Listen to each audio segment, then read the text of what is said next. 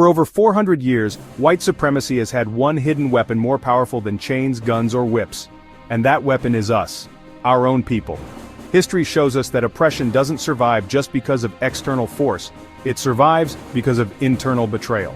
Today, we're breaking down the 4 types of black betrayal that keep us shackled, generation after generation. And as you listen, ask yourself, have I seen these patterns in real life? Do I know someone who fits one of these roles? Because until we recognize them, we'll never break free.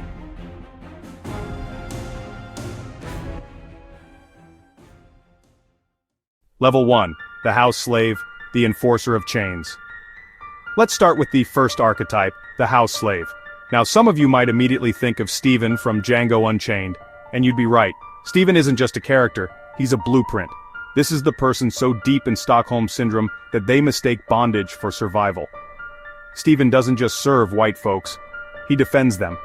He's the first to punish another black person for trying to escape, the first to mock freedom as dangerous, the first to see another brother or sister's independence as a threat to his own existence. And before you think this is just a relic of slavery days, look around. This mentality is alive and well. From Uncle Ruckus in the Boondocks to the real-life respectable black who polices our culture, mocks African heritage, and begs white validation, the house slave archetype is here. These are the people who laugh at our slang, criticize our hair, shame our music, all to hear one phrase, "You're one of the good ones." But this isn't just comedy, it's psychological warfare. The house slave convinces the world that we're happy in chains, and convinces us that freedom is a threat. That's betrayal level 1. Level 2, the assimilationist celebrity, disappearing the black identity. Next up is the assimilationist celebrity. They don't come at us directly, instead they vanish from us. They master code switching to the point of self-erasure. They tell white audiences, "I don't see color," while quietly distancing themselves from their community. Remember O.J. Simpson? He famously said, "I'm not black, I'm O.J." Quote, Tiger Woods, he literally invented a whole new racial category, Cablinasian, just to avoid being called black. But here's the trick. When life gets rough, when careers crumble, when reputations collapse, suddenly they remember they're black. Suddenly, they run back to the very community they abandoned, asking for support. This level of betrayal is subtle but deadly. Why? Because it makes selling out look glamorous. It teaches the next generation that success means erasing your roots, that the cost of admission to white spaces is silence about your blackness. And when these celebrities fail to speak up on police brutality, systemic racism, or community struggles, their silence speaks louder than words. It tells us, your suffering isn't marketable enough. That's betrayal level 2. Level 3. The puppet politician, giving racism a black face. Now we get to the most theatrical betrayal, the puppet politician. This is the person with power, influence, and a platform. But instead of using it to uplift their people, they use it to validate white supremacy. Let's talk about Kanye West. Remember when he said George Bush doesn't care about black people? Fast forward, and the same man is rocking MAGA hats, walking with Candace Owens, and telling the world that 400 years of slavery sounds like a choice. Think about what that means. He wasn't just talking nonsense.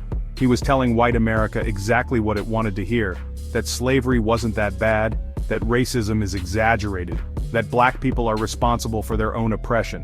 And when he doubled down, when he let himself be paraded around by Trump, when he went full conspiracy theory anti-Semite, suddenly the same people who used him as their token black friend abandoned him. The puppet politician is tragic because they have everything: money, fame, respect, and a platform that could spark real change. But instead they choose validation from white elites over liberation for their own people. That's betrayal level 3. Level 4. The tragic compromiser, respectability politics in action. Finally, we arrive at the most complex form of betrayal, the tragic compromiser. For this we go back to Booker T. Washington. Now I know, some of y'all are ready to defend him. And yes, his intentions were good. He built schools, he uplifted thousands, he genuinely loved black people. But let's not ignore the damage. His Atlanta Compromise speech in 1895 told black folks to cast down your bucket where you are, to accept segregation, focus on vocational training, and prove we deserved equality instead of demanding it. On the surface, that sounds practical, but in reality, it gave white America permission to delay justice. It told oppressors, don't worry, we'll wait for freedom, take your time. Meanwhile, lynchings skyrocketed. Jim Crow laws solidified. Black Wall Street was burned.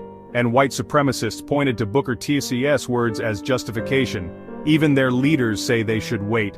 That's the tragedy. The compromiser means well, but ends up enabling the very system they want to dismantle. And today, we still see this pattern. Leaders urging patience while our people are killed in the streets, pastors preaching forgiveness while bullets fly, politicians telling us to work within systems designed to destroy us.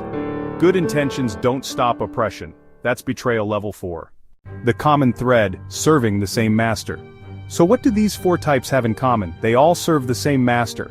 The house slave convinces white folks they're good masters. The assimilationist celebrity convinces us we can escape our blackness. The puppet politician gives racism a black face. The tragic compromiser convinces us to wait for freedom. Each one provides cover for white supremacy, psychological, cultural, political, or moral. Together, they form an ecosystem that sustains oppression. And here's the most tragic part. Every single one of them could have been a freedom fighter. The house slave's intelligence could have been used for resistance. The celebrity's platform could have amplified justice. The politician's power could have shaped liberation.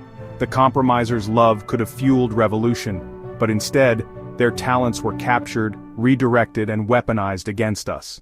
That's the genius of this system. It doesn't just oppress us from the outside, it recruits us to oppress ourselves. So the next time you see someone tap dancing for white approval, ask yourself, which level are they on? Because until we recognize these patterns, until we call them out, until we stop excusing betrayal as strategy, we will never be free.